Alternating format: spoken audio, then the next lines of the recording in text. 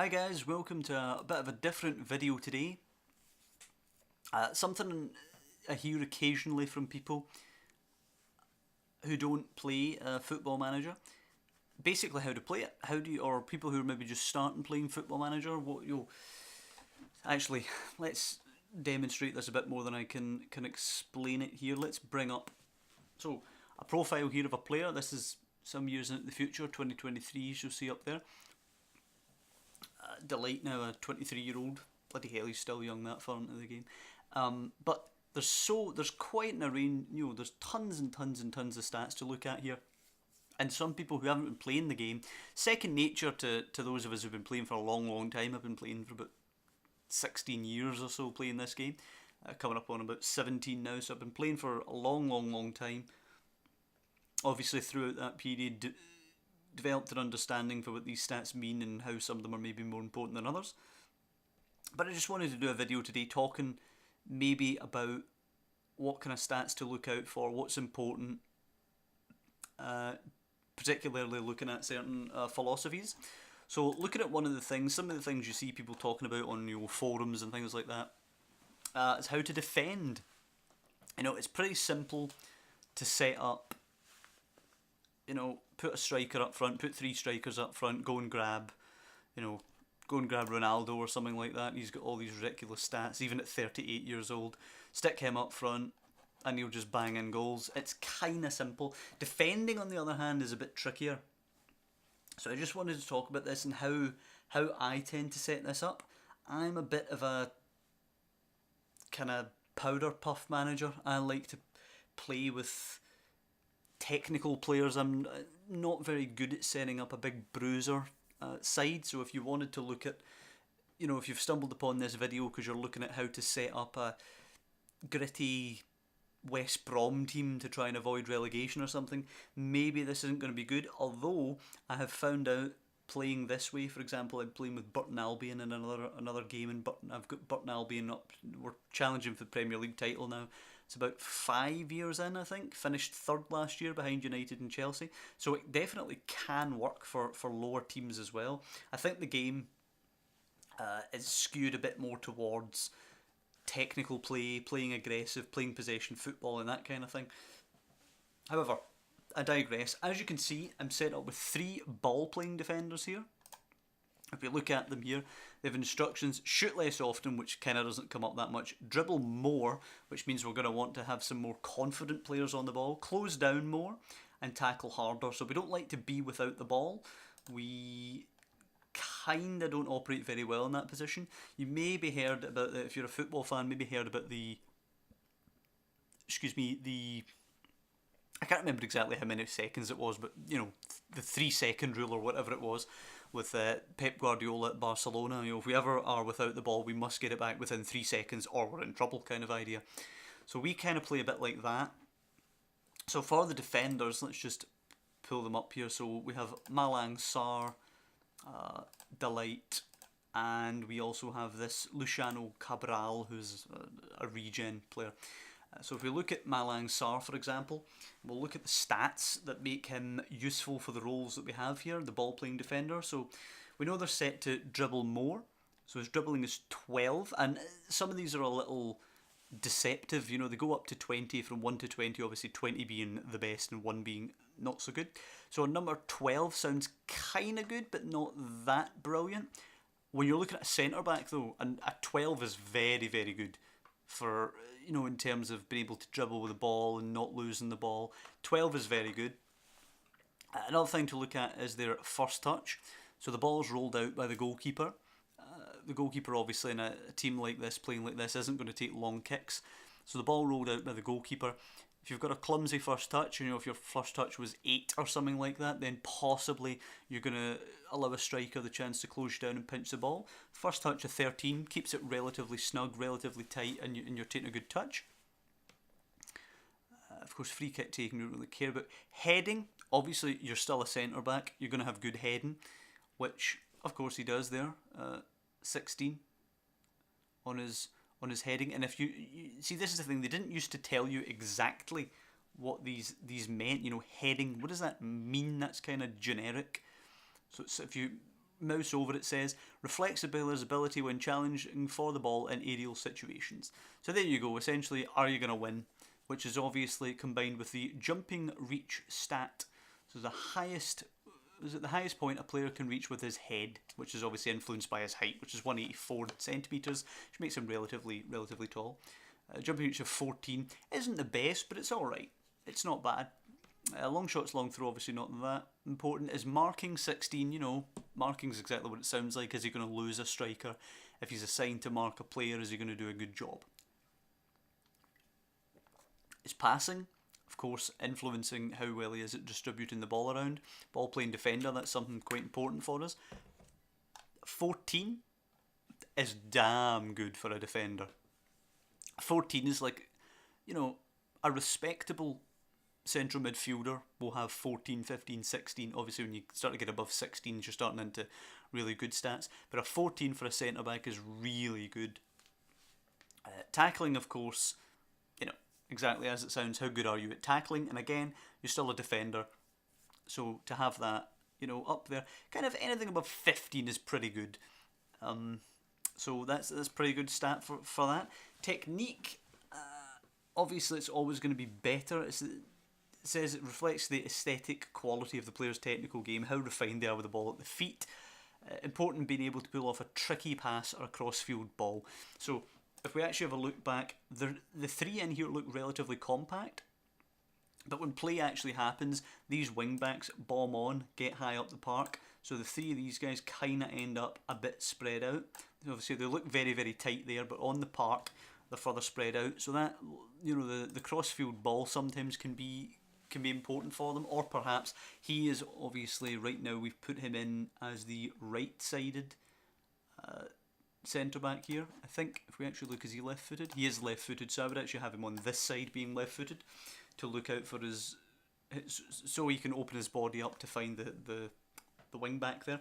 But if he had the ball out here and this wing-back was way up here and he was open, he could go for that cross-field ball. So technique is obviously going to help him out there.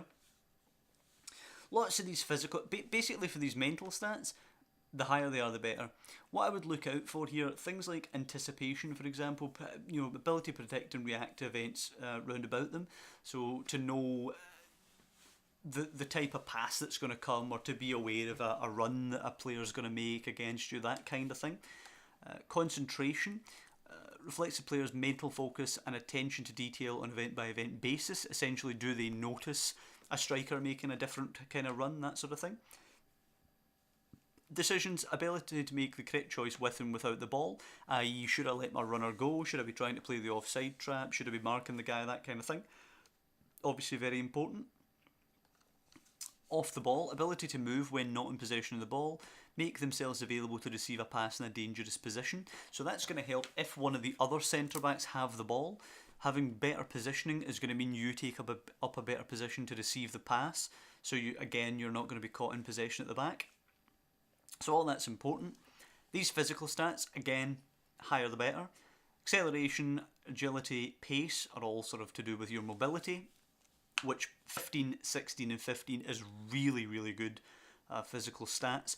Balance is obviously going to, well, let's see what the official description is. How well a player can stay on his feet both on and off the ball. So essentially, are you going to get knocked off the ball? If you're on the ball trying to pass it around and a striker's hassling you for the ball, is he going to be able to pinch it off you, that kind of thing?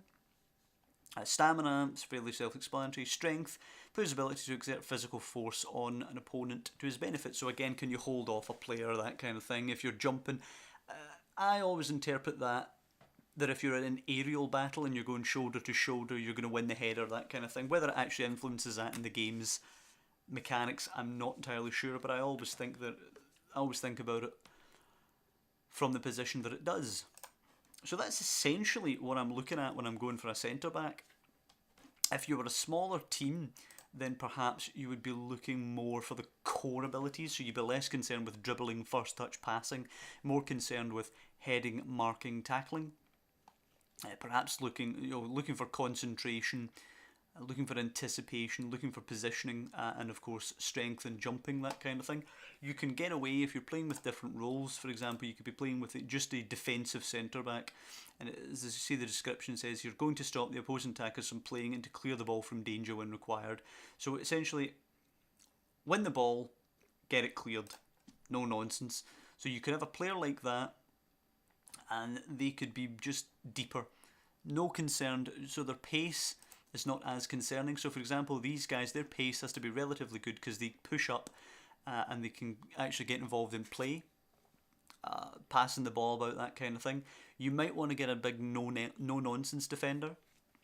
As I say, this isn't my forte, but you could get away with acceleration, pace, agility, etc. being like 9 if you've got a big bruiser whose strength is like 18 and he has good heading, marking, tackling, that kind of thing.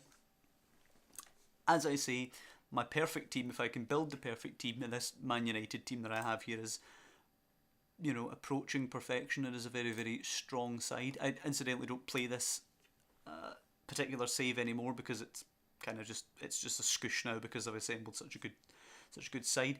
But I thought it was a good, you know, example for the demonstration that I was going to talk about today. So as I say, the things that are going to be of concern, essentially just, you know, obviously the opposite of things that are going to help you, but somebody with bad heading, going to get done in the air, that kind of thing. If you do have bad heading, but you're an absolute giant, so for example your heading might only be 9, but you're like 205 centimetres, again your jumping might be lower as well. Your jumping could be like 12, but you're 205 centimetres, so you're still going to beat a lot of the shorter players in the air. So you might get away with poorer heading if you're just an absolute giant. Your marking for certain roles, possibly not going to be that important. So if you have a player who's covering, or maybe you come up against a solo striker and you've got a back three. So for example, this back three, they're all just set to defend, ball playing defender, defend, and they all kind of do the job as required at the time. They're all obviously world class players, so they know exactly what to do. Maybe if you're in this position and you've got somebody who's slower than the rest, or maybe he is just your big bruiser, perhaps you want him to be more cover, so he drops a little deeper, so he has a bit of a head start, so he doesn't have to try and run back or anything like that. But that's pretty much it for defending today. The wing backs, did we talk about the wing backs? Yeah, do you know what? We'll talk about the wing backs. We'll count the wing backs as defenders. So the wing backs pushed up here, they've got more instructions. Incidentally, this tactic, I did not come up with this tactic. The principles involved in this tactic are how I try and play in general, but this tactic has been downloaded elsewhere. So I didn't come up with the tactic. But shoot less often, and everybody has that instruction pretty much. Dribble less for these guys though. Don't want to get caught in possession, because if they do get caught in possession, they're the only player out wide. So if he was up here, for example, running up the pitch, and he's dribbling, and he's farting about in the ball, and it gets pinched off him, there's nobody in behind him to try and block, maybe a long ball. So say he's bombing up here in possession, they've got a winger hanging out round about here, he dribbles, faffs about on the ball, gets pinched, boof, right up there to the winger in the counter attack. So dribble less, close down more, tackle harder, more risky passes, crossing the byline, encouraging them to get way up and cut it back. Sit narrower. The whole tactic is a kind of narrow theme to it, so you can get a lot of pressure in and around the front of the box here. Cut inside with the ball, again, get up, cut in, put the pressure on the front of the box, and get further forward. So if we look at, where are we? Right, we'll just put some examples in here. So if we look at them, again, they're all going to be world-class examples. A lot of what's considered important about these guys, the wing backs, are the physical stats. So for example, this chap has 18 acceleration, which means he's going to hit his top pace really quickly. Let's just, again, official, how quickly a player can reach top speed from a standing start. Agility, how well a player can start, stop and move in different directions at varying levels of speed both on and off the ball. And his pace, presumably just his top speed. Yep, his top speed on and off the ball. So he's quite a quick player with 15, but he can reach that speed really, really quickly. And he is good just generally running about on his agility there. Jumping reach, not that not that concerned about that one. Balance, again, getting knocked off the ball and stuff. If he's running up the wing and he's at quick pace, can an opponent just kind of bounce him off it a bit? Not as important as his pace and agility and stuff, but possibly important. Stamina, very important. If he's going to be getting up and down, he's providing all the width in this team, so he needs to get up and down the flanks. So stamina, really important there. 19. Last thing you need is a wing back who gets tired after an hour, has to come off. Strength is a bonus. As I say, all these stats are always good, so if you can have them higher, then it's a bonus. Strength, I wouldn't be overly concerned about it. If you've got a wing back and his strength is like 6, it's not going to be the end of the world for you. Technical stats, corners are a bonus, free kicks and such are a bonus, but crossing, relatively important. You're going to want him to get up. He's providing the width, so he's going to be getting the balls into the box. Crossing, good. Dribbling, again, anybody who's going to be running on the ball, dribbling is a bonus. Not massively important, but considering we don't have a winger playing in front of him, he's going to be acting kind of as a winger when he gets further up, so if he can dribble, it's going to be a bonus. First touch, everybody should have a good first touch, especially if you're playing it with a technical setup the way that I'm set up just now. First touch, the higher the better always. If it was like an 11, probably wouldn't be the end of the world. If it's 10 or lower, you're kind of in a bit of a sketchy situation. Again, depending on who you're playing as. If you're playing as, think of somebody. If you're playing as Stenhousemuir or something like that up in Scotland, then 10 is probably going to be absolutely outstanding. But you know what I mean. Just gauge it basically off of the team you're playing as. Free kick taking, always a bonus, but not necessary. Heading, similar. Long shots, long throws is actually pretty good for your wing back to be good at, because he's going to be out here on the flank anyway, so when the ball goes out, if he can take the throw long, that'd be a bonus. This guy isn't particularly great at it, he's only got 7 for it. It's a bonus rather than a necessity. Passing, again, whenever your passing can be higher, it's going to help you retain possession of the ball. Passing and first touch kind of work in tandem, so he's obviously got 17 passing, so he's really good at that. If he's coming up the flank and he notices a guy in the middle who can receive the ball, he is pretty good at passing that to him. Tackling is another one. You've got a winger running at you.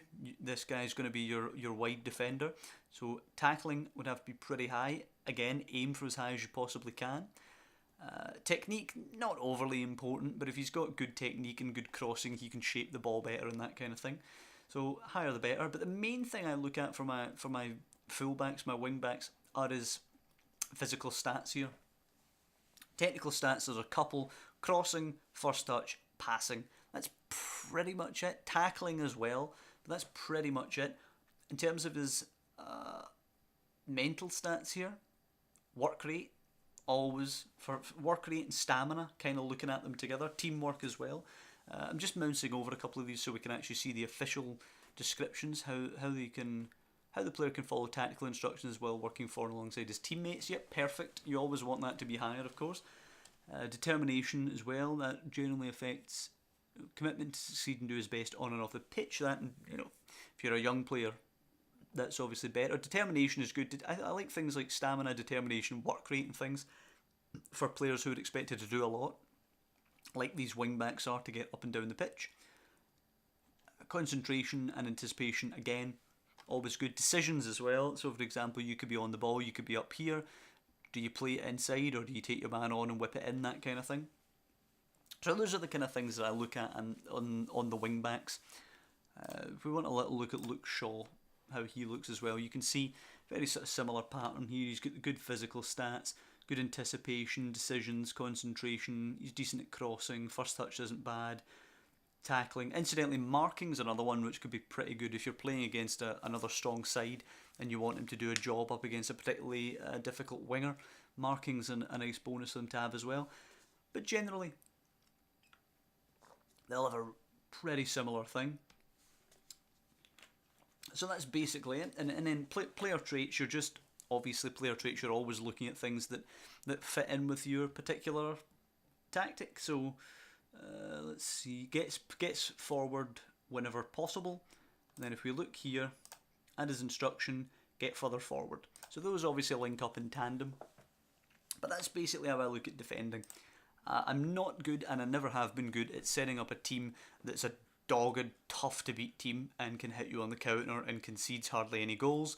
The way that I defend is by, well, you can't score if you don't have the ball. Basically, that's a little look at how this United team defended this season. 23 goals against, so not bad. Not particularly bad. I'm sure there are players out there who do far, far better than that at the game, but that's how we did this season in terms of conceding goals and defending. And that's the philosophy I go about setting that up. I'm going to also do videos on the midfield and the forward options as well. All of it is going to be based around this tactic that I like to use. All the advice is pretty universal. You know, strikers in whatever formation you use are always going to need good finishing and things like that, but it's just some people don't know how important all the attributes are. You know, could you be particularly specialised and stuff? And yes, basically you could be. As I said, you could have a big bruiser at the back who's not really fast or anything like that. But that's just my take on defending today. I hope you guys have enjoyed that, and you know, perhaps it's been of some value to you. As I said previously, I'm not exactly a guru at the game or anything like that, but I know some people beginning out in the game, especially when I began out in the game, I was particularly young. I picked Bayern Munich was the first team that I picked on Championship Manager 0102. It's a bit of a sidetrack story now, but I picked my entire team based on, let's see if we can actually see it here. Now we'll need to go into the squad. Oh, forgive me while I fart about my squad lineup here. Where are we? Selection info. Yeah, I picked my entire squad based on morale. So I was picking the reserve goalkeeper over Oliver Kahn, because Oliver Kahn's morale said okay and the sub goalkeeper said superb. So I thought that meant that the sub goalkeeper was superb and Oliver Kahn was just okay. So I certainly know there are some people who come to the game that might not know all of these stats, how important they all are, that kind of thing. So I just wanted to do a brief run through of how important they are and perhaps what you can get away with not being great. So as I say, I hope you guys have enjoyed it, possibly found it useful to some degree, possibly not going to be very useful for veteran players, but anybody who's new at the game, I appreciate you taking a look at the channel. If it did help you out at all, please drop down and leave a like. I would be greatly appreciative of that. And I'll see you next time when we talk about midfielders.